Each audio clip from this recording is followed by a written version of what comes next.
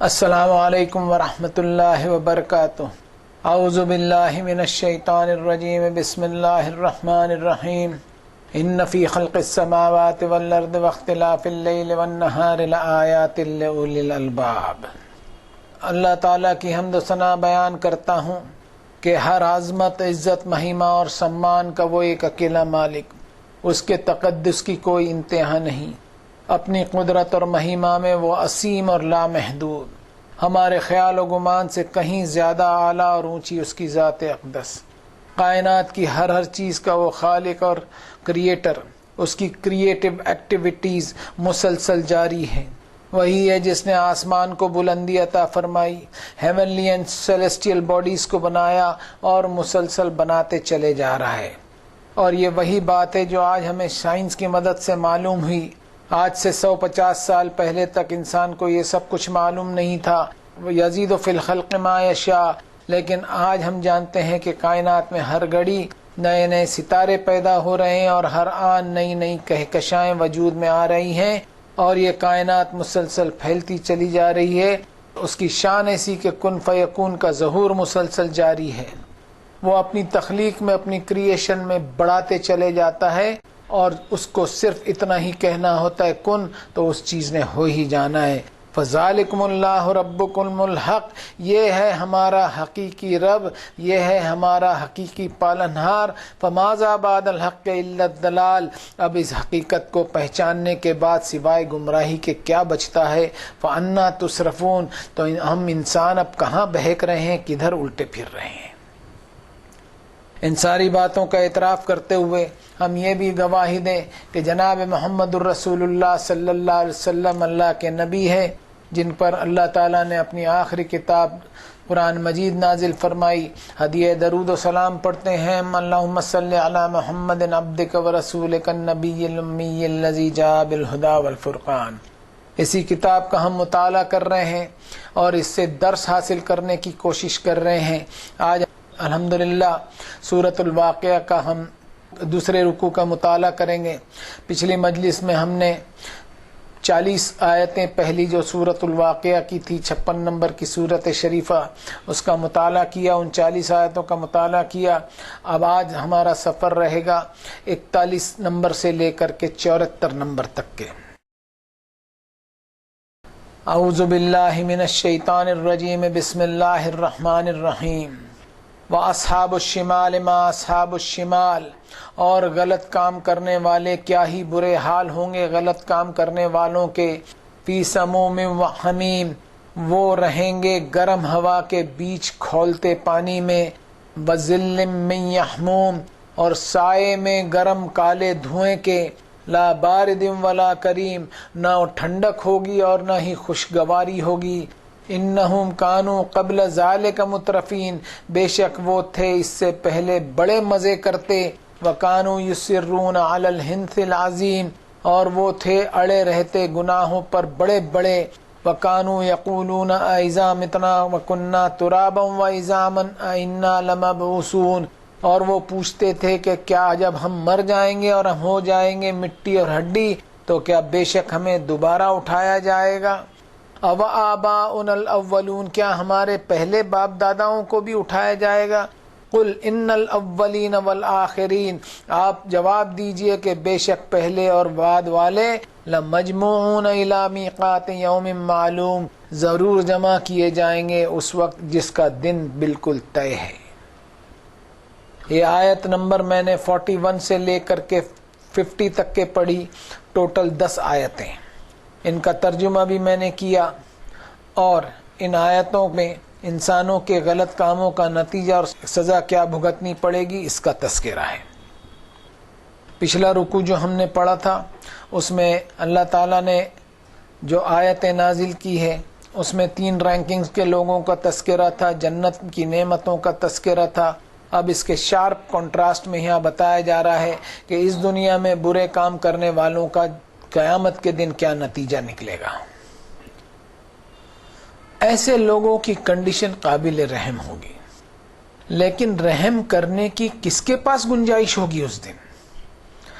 اس دن ہر ایک اللہ تعالیٰ کے رحم و کرم کی آس لگائے انتظار کر رہا ہوگا۔ جبکہ اللہ تعالیٰ جو الرحمن اور الرحیم ہیں، ان کے رحمان ہونے کا ناجائز فائدہ اٹھاتے ہوئے اس دنیا میں اپنی خود کی مرضی کے مطابق جب زندگی گزاری تو پھر اللہ تعالیٰ کے رحم کی امید وہاں کیسے کر سکتا ہے؟ اب ایسوں کو آگ کے خوفناک دھماکوں کے بیچ میں چھوڑ دیا جائے گا، جس میں کالے دھوئیں کے سائے کے بیچ میں وہ ادھر ادھر بھٹک رہے ہوں گے۔ عام طور پر ہم دیکھیں کہ سائے سے ٹھنڈک ملتی ہے، شیڈو سے ٹھنڈک ملتی ہے، جبکہ جہنم میں یہ کالے دھوئیں کا سایہ نہ تو ٹھنڈا ہوگا اور نہ ہی سکون دے گا۔ اس دنیا میں بھی جب کالا دھواں اٹھتا ہے کوئلہ جلنے سے تو وہ دھواں کتنی بے چینی پیدا کر دیتا ہے اور آنکھوں سے کیسا پانی جاری ہو جاتا ہے، ذرا بھی سکون نہیں ہوتا، ایک گھٹن سا ماحول بن جاتا ہے۔ ایک جگہ فرمایا لا ذلیل ولا یغنی من اللہب، that shade will be shadeless which will not protect one from the flames۔ گنہگاروں پر کالے دھوؤں کا ایسا سایہ ہوگا کہ خوشگواری اور ٹھنڈک تو دور، وہ سایہ سایہ دار نہیں ہوگا اور ان کو آگ کے شعلوں سے محفوظ بھی نہیں رکھے گا۔ کیوں دی جا رہی ہے انسانوں کو ایسی بری سزا؟ اس لیے کہ اس دنیا کی زندگی میں انہوں نے موج مستی لگژری حاصل کرنے کی لالچ میں ساری زندگی کھپا دی، اپنی خود غرضی اور بے شرمی کے جرم میں وہ یہ ذلت کا عذاب بھگت رہے ہیں۔ آج دنیا کا حال ہم دیکھ لیں، کدھر بکٹٹ دنیا دوڑے چلی جا رہی ہے، اور اس دوڑ میں انسان کا ٹارگٹ زیادہ تر دنیا کی عیش و عشرت کو پانے کی لالچ ہی ہوا کرتی ہے، جبکہ ہونا یہ چاہیے جیسا اللہ تعالیٰ نے فرمایا وَسَارِعُوا إِلَىٰ مَغْفِرَةٍ مِّن رَّبِّكُمْ وَجَنَّةٍ عَرْضُهَا السَّمَاوَاتُ وَالْأَرْضُ أُعِدَّتْ لِلْمُتَّقِينَ۔ انسان کے دنیاوی مادی فائدے کی محبت اور لو فار ورلڈلی بینیفٹ جس کے پیچھے وہ دوڑا چلا جا رہا ہے، اس کی ایک لمٹ ہے، ایک مدت ہے۔ انسان کو اپنی زندگی کی دوڑ دھوپ میں آخرت کو شامل کرتے ہوئے اس میں اپنا گھر ریزرو کرنے کی فکر کرنی چاہیے۔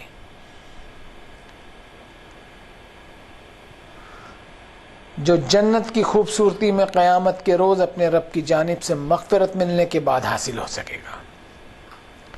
ایسے لوگوں کی کوشش ہوتی ہے الذین ينفقون فی السراء والضراء والکاظمین الغیظ والعافین عن الناس واللہ یحب المحسنین، کہ اپنے رب کو راضی کرنے کے لیے وہ اپنے مال و دولت کو اپنے تک ہی محدود نہیں کر لیتے اور اپنی ہی خوشحالی کی لالچ میں نہیں پڑتے، بلکہ حالات سازگار ہوں یا ناساز حالات ہوں، نیگیٹو ہوں یا پازیٹیو حالات ہوں، کنٹریبیوشن ٹو دا ہیومینٹی جاری رکھتے ہیں، اور وہ غصے کے وقت اپنے غصوں کو پی جاتے ہیں اور لوگوں سے معافی والا اور درگزر والا معاملہ رکھتے ہیں، اس لیے کہ انہیں قیامت کے روز اپنے رب سے معافی اور درگزر کی امید اور آس لگی ہوتی ہے۔ لیکن انسان کا ایٹیٹیوڈ ایسا نہیں ہوتا ہے، وہ اس بڑے گناہ پر اڑا ہوا ہوتا ہے کہ اپنے کر و فر میں، اپنے سٹیٹس اور پوزیشن کے غرور میں ایسا ڈوبا ہوا ہوتا ہے کہ قیامت کے روز کے حساب کی جواب دہی سے غافل ہوتا ہے، اور یہ سوچنے لگتا ہے کہ جب ہم مر جائیں گے اور ہڈی اور چورا چورا ہو جائیں گے تو دوبارہ اٹھائے جائیں گے۔ یہ سب بیکار کی باتیں ہیں، میرے پرکھے تو گئے، کیا وہ بھی اٹھائے جائیں گے؟ اور ایسا سوچتے ہوئے وہ اپنے آپ کو بڑا عقل مند سمجھنے لگتا ہے۔ اب اس کی غلط فہمی کو دور کیا جائے اس بات کی وارننگ دیتے ہوئے کہ پہلے کے پرکھے جو چلے گئے اور بعد والے لوگ بھی اللہ کے سامنے ایک ایسے وقت جمع ہوں گے جس کا آنا صرف اللہ ہی کو معلوم ہے۔ اب اگلی آیتوں کا سیٹ لیتے ہیں۔ ثم انکم ایھا الضالون المکذبون، پھر بے شک تم اے گمراہی اور جھٹلانے میں زندگی گزارنے والو، لآکلون من شجر من زقوم، ضرور کھاؤ گے درخت سے زقوم کے، فمالئون منہ البطون، پھر بھرو گے اس سے اپنے پیٹ کو، فشاربون علیہ من الحمیم، پھر پیو گے اس پر کھولتا پانی، فشاربون شرب الہیم، اور پیو گے جیسا پیتا ہے پیاسا اونٹ، ھذا نزلہم یوم الدین، خاطرداری ہوگی ایسے لوگوں کی اس طرح انصاف کے دن۔ یہ آیت نمبر 51 سے لے کر کے 56 میں نے آپ کے سامنے پڑھی، 6 آیتیں ہیں، ترجمہ بھی ہوا۔ اب ان آیتوں میں ہم دیکھیں کہ پھر سے گنہگاروں اور دعوت کو جھٹلانے والوں کی سزا کا تذکرہ ہے۔ اب سزا کیسی؟ ایسی بھیانک کہ مجرموں کی خاطرداری زقوم کے درخت سے کی جائے گی۔ زقوم کے درخت کی مثال اس لیے دی جا رہی ہے کہ یہ ایسا درخت ہے جس کے پھل کانٹوں سے بھرے ہوں گے، جس کی ہم مثال لے سکتے ہیں کیکٹس کے درخت کی، جو کانٹوں سے بھرا ہوا درخت ہوتا ہے۔ اذالک خیر نزلا ام شجرۃ الزقوم انا جعلناها فتنۃ للظالمین، ان کانٹے دار درختوں کے پھلوں سے جہنمیوں کی خاطرداری ہوگی۔ کیا ہی بھیانک سزا ہے گنہگاروں کے لیے۔ اس سے مطلب یہ بھی لیا جا سکتا ہے کہ جہنم میں جہنمیوں کو پیاس تو لگے گی، بھوک بھی لگے گی، پیاس بجھانے کے لیے انہیں کھولتا ہوا پانی دیا جائے گا، اور پیاس بجھانے کے لیے صرف پانی ہی نہیں ہوگا بلکہ ولا طعام الا من غسلین، زخموں کے پس کی شکل میں پیاس مٹانے کے لیے ان کو ڈرنک دیا جائے گا۔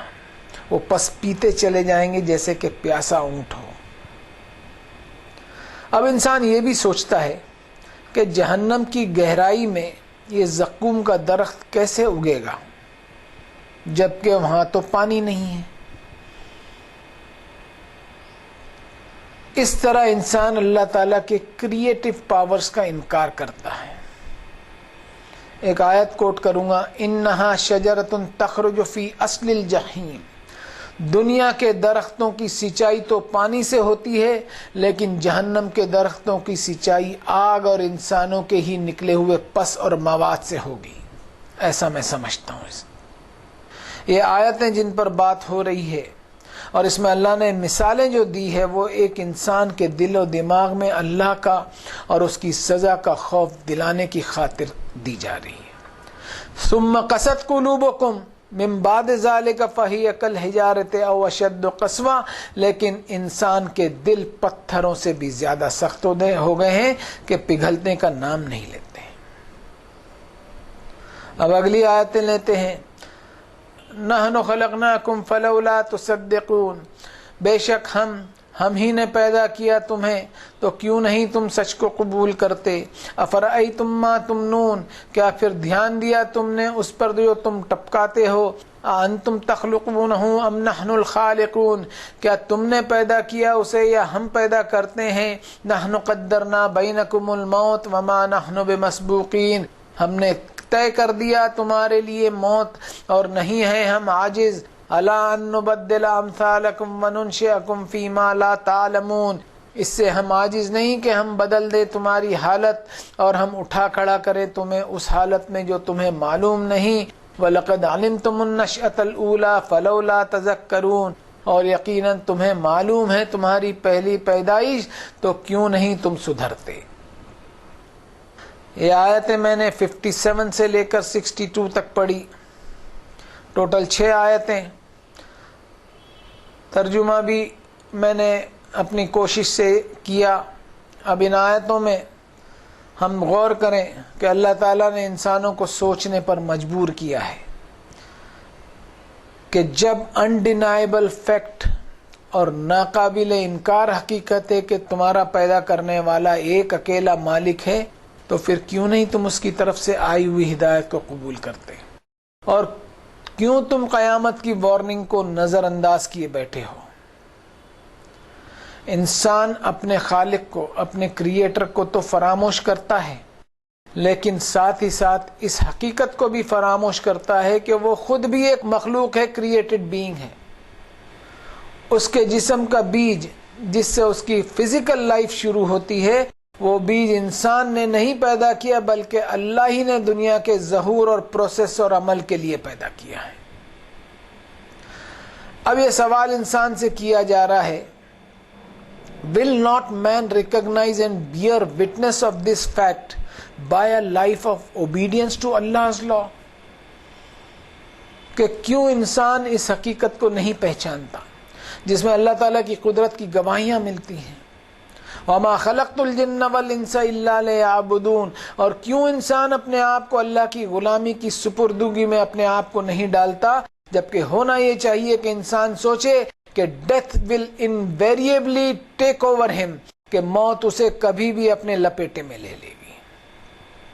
جس طرح اللہ نے یہ زندگی بنائی ہے جسے ہم دیکھتے ہیں، اسی طرح موت بھی ہم لوگوں کے لیے لکھ دی گئی ہے. جب یقیناً اللہ زندگی اور موت دے سکتا ہے تو انسان یہ ماننے سے کیوں انکار کرتا ہے کہ قیامت کے دن اس کو دوبارہ زندہ کیا جائے گا. ایک آیت اور کوٹ کروں گا، هل اتى على الانسان حين من الدهر لم يكن شيئا مذكورا. کیا یہ انسان سوچتا نہیں کہ اپنی پیدائش سے پہلے وہ کوئی قابل ذکر چیز ہی نہیں تھا؟ جب کچھ نہیں تھا تو اللہ نے اس کو کریٹ کیا، تو اب جب وہ ایک انسان کی شکل میں موجود ہے تو اس کی موت کے بعد دوبارہ زندہ کرنا اللہ کے لیے کیسے مشکل ہو سکتا ہے؟ اب اگلی آیتوں کو لیتے ہیں. افرأیتم ما تحرثون. کیا پھر دھیان دیا تم نے اس پر جو تم کھیتی کرتے ہو؟ انتم تزرعونہ ام نحن الزارعون. کیا تم نے اگایا اسے یا ہم اگاتے ہیں؟ لو نشاء لجعلناہ حطاما فظلتم تفکہون. اگر ہم چاہیں تو بنا دے اسے چورا چورا، پھر تم رہ جاؤ گے ہاتھ ملتے. انا لمغرمون. اور یہ کہتے ہوئے رہ جاؤ کہ بے شک ہم تو قرضدار ہو گئے. بل نحن محرومون. اور یہ بھی کہہ پڑو گے کہ ہم تو لٹ گئے، برباد ہو گئے. یہ آیت نمبر 63 سے لے کر کے 67 پڑھی آپ کے سامنے. 5 آیتوں کا سیٹ ہے، یہ ترجمہ بھی ہوا. اب ان آیتوں میں انسان کو زمین کی طرف اور اللہ تعالیٰ نے جو زمین میں قدرتیں اور نعمتیں رکھی ہیں ان کی طرف دھیان دلایا ہے. اور یہ آیتیں انسان کی فطرت کو اپیل کرنی چاہیے کہ اللہ تعالیٰ کی لونگ کیئر اور محبت بھری دیکھ بھال کیسی زبردست ہے کہ انسان صرف بیج بوتا ہے اور اس کے بعد کے سارے کام، جیسے کہ بیج کا ہریالی اور گرینری میں تبدیل ہونا، پھر ان پودوں اور درختوں سے اناج، پھل اور سبزیوں کا اگنا، کیا اس میں انسان کو اللہ تعالیٰ کی محبت نہیں دکھائی دیتی؟ جو مثالیں ان آیتوں میں دی گئی ہیں کہ بیج تو انسان نے بو دیا، اس کے بعد وہ پانی جو ہم پیتے ہیں اس سے اللہ تعالیٰ نے کھیت اور کھلیان کو سیراب کیا، یہ بھی اللہ تعالیٰ کا ہی نیچرل پروسیس ہے. اب انسان اللہ تعالیٰ کی اس محبت کو کیسے جھٹلا سکے گا؟ سوچے انسان کے زمین کی پیداوار کو حاصل کرنے میں اس کا کتنا معمولی سا رول ہے اور اللہ تعالیٰ کی قدرت کا کیا زبردست رول ہے. Should he not give thanks to Allah while harvesting? فصل حاصل کرنے پر کیا انسان نے اللہ تعالیٰ کا شکر ادا نہیں کرنا چاہیے؟ اور یہ نہیں سوچنا چاہیے کہ جس فصل کو حاصل کرنے کے لیے اس نے بیج بویا تھا تو اللہ تعالیٰ اس بات پر بھی قدرت رکھتے ہیں کہ اسے بھوسا بھوسا اور چورا چورا بنا دیتے ہیں. کبھی آندھی طوفان اور سیلاب بھیج کر کے ساری فصل تباہ اور برباد کر دیتے، کبھی سخت گرمی کے تھپیڑوں سے ساری ہریالی کو اللہ تعالیٰ سوکھا کر کے بھوسا بھوسا بنا دیتے، کبھی ٹڈی دل یا کیڑوں کے قافلوں کو بھیج کر ساری کھیتی باڑی چوپٹ کر دیتے. کیا انسان اللہ تعالیٰ کی طاقت اور پاور سے بے خوف ہو گیا ہے؟ کیوں اللہ تعالیٰ کا شکر گزار نہیں بنتا انسان؟ یہ بہت سوچنے کی بات ہے. اب شکر ادا کیسے کرے؟ سورۃ القلم میں اللہ تعالیٰ نے ایک مثالی واقعہ بیان کیا ہے. انا بلوناہم کما بلونا اصحاب الجنۃ اذ اقسموا لیصرمنها مصبحین ولا یستثنون. اللہ تعالیٰ نے کچھ لوگوں کو آزمایا جن کی بہت بڑی کھیتی باڑی تھی اور وہ دوسرے ہی دن فصل حاصل کرنے والے تھے، یہ سوچتے ہوئے کہ ساری فصل حاصل کر لیں گے اور کچھ بھی نہیں چھوڑیں گے، سب مال اندر کر لیں گے. اس معاملے میں ان کی ناشکری اللہ تعالیٰ نے بتائی ہے ان آیتوں میں فتنادوا مصبحین، صبح صبح خاموشی سے فصل کاٹنے کے لیے نکل پڑے، اس ڈر سے کہ اللہ یدخلن اليوم علیکم مسکین، کوئی مسکین محتاج ضرورت مند ان کے سامنے کھڑا نہ ہو اپنی ضرورت کے لیے۔ اس سے بچنے کے لیے انہوں نے خاموشی سے پلان بنایا، لیکن اللہ کا پلان کچھ الگ ہی تھا کہ ان کے پہنچنے سے پہلے فَأَصْبَحَتْ كَالصَّرِيمِ، ایک چکرواتی طوفان بھیج کر اس باغ کو کٹی ہوئی باڑ کی طرح چورا چورا کر دیا، اور یہ اپنی ناشکری کی وجہ سے ہاتھ ملتے رہ گئے۔ پھر آگے چل کر انہوں نے توبہ کی اور اپنی روش سے پلٹے اور اپنے گناہ کا اقرار کرتے ہوئے دعا کی اللہ سے کہ عسیٰ ربنا ان یبدلنا خیرا منہا انا الی ربنا راغبون، کہ یا اللہ ہم آپ سے آس لگاتے ہیں کہ ہماری توبہ قبول فرماتے ہوئے ہماری کھوئی ہوئی فصل سے بہتر فصل عنایت فرمائیے، ہم آپ کی طرف رجوع ہوتے ہیں۔ اب اس مثال سے ہم محسوس کریں کہ اللہ تعالیٰ کی شکر گزاری کس طرح کی جائے۔ اس طرح کی جائے کہ انسان اس بات کا یقین کرے کہ جو کچھ بھی نعمتیں اس کو حاصل ہوئی ہیں وہ اس کی خود کی اپنی پراپرٹی نہیں ہے، وہ اللہ کی دی ہوئی ہیں، اور ان نعمتوں میں انسان کا کام یہ ہو کہ والذین فی اموالہم حق معلوم للسائل والمحروم، کہ جو کچھ انسان کو اللہ تعالیٰ نے نعمتیں دی ہیں سارا کے سارا اپنا نہ سمجھتے ہوئے ایک مقرر حصہ سوال کرنے والے اور نہ سوال کرنے والے محتاجوں اور ضرورت مندوں کے لیے بھی رکھے۔ اس طرح وہ اللہ تعالیٰ کی نعمتوں پر شکر گزار بن سکے گا۔ اب اگلی آیتوں کا سیٹ لیتے ہیں۔ افرأیتم الماء الذی تشربون، کیا پھر دھیان دیا تم نے اس پانی پر جو تم پیتے ہو؟ اَأَنْتُمْ أَنزَلْتُمُوهُ مِنَ الْمُزْنِ أَمْ نَحْنُ الْمُنزِلُونَ، کیا تم نے اسے برسایا ہے پانی کو بادلوں کے بیچ سے، یا ہم ہیں وہ جو پانی کو برساتے ہیں؟ لَوْ نَشَاءُ جَعَلْنَاهُ أُجَاجًا فَلَوْلَا تَشْكُرُونَ، اگر ہم چاہیں تو ہم بنا دے اس پانی کو کڑوا اور کھارا، تو کیوں تم شکر گزار نہیں بنتے؟ یہ تین آیتیں میں نے آپ کے سامنے پڑھی، 68، 69 اور 70، ترجمے کے ساتھ پڑھی میں نے۔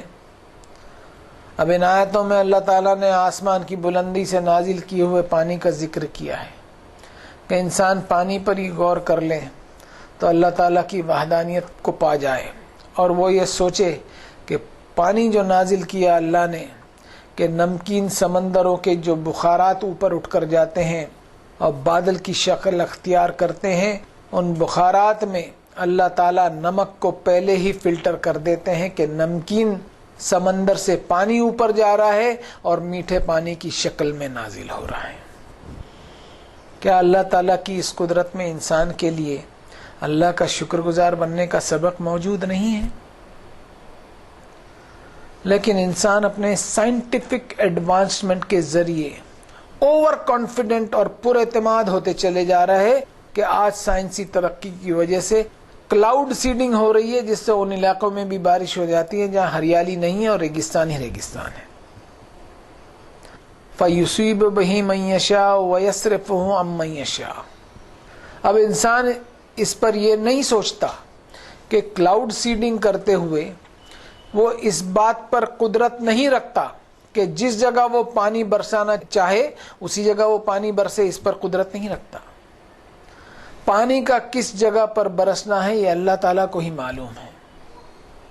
اب ایسے کئی واقعات ہوئے کہ کلاؤڈ سیڈنگ سے انسان بارش تو برسا لیتا ہے، لیکن بارش وہاں نہیں برستی جہاں انسان چاہتا ہے، کبھی تو وہیں برستی ہے جہاں چاہتا ہے، اور کبھی اس جگہ سے 200-400 کلومیٹر دور پانی برستا ہے۔ اب انسان اس سے سمجھے کہ گاڈ گیون فیکلٹی ہی ہے جس پر انسان اترا رہا ہے۔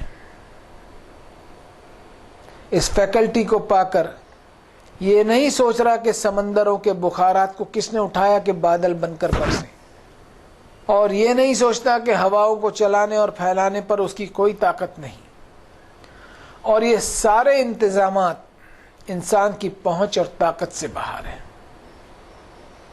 اب اگلی آیتیں لیتے ہیں۔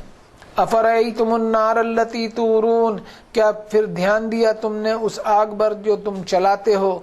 اانتم انشأتم شجرتها ام نحن المنشئون، کیا تم نے پیدا کیا اس کا درخت یا ہم نے پیدا کیا؟